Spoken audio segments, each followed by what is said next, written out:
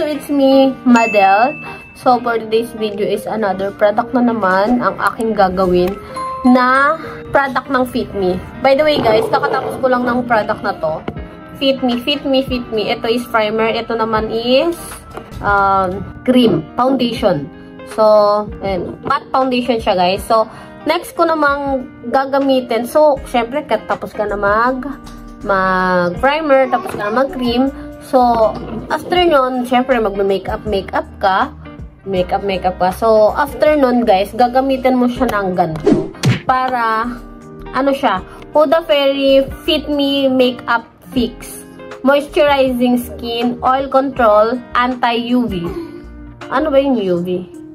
1.35, 40 ml. So, ayun siya. Makeup Fixer Spray. So, meron pala akong gantong isa, mas malaki siya, pero hindi siya Fit Me. So, ito lang is maliit siya na Fit Me na spray. Ano to guys, nagsiset. Kunyari, after mo na mag-makeup ng lahat-lahat, tapos ka na, so, maglagay ka ng ganito. Medyo layuan mo guys, kasi pag ginanon mo, tako, masyado siyang, ganito. Tinan mo, layo pa lang guys, parang akong inuulan na ng, lakas. So, yan. Ano siya guys, para tumagal yung makeup mo. So, nakakapagpatagal siya ng, So, ang lakas kasi ng niya, ng spray niya eh. Kaya, dapat malayo-layo. Tinan mo naman, basang-basa, oh. Yan. So, yan. So, papatuyuin mo lang yan. After nyo, papatuyuin mo yan. Itong mga nakikita ko ito yung mga ginagamit ko yan. Nakikita ko lang yan sa mga nagbe-makeup. So, yun. Kapag nakakanood ako sa Facebook, nakikita ko siya na kailangan mo ng ganito, kailangan mo ng primer, kailangan mo ng pang set spray. Yun. Yung pang spray mo sa mukha mo after mong mag-makeup para matagal yung makeup mo, hindi humulas agad.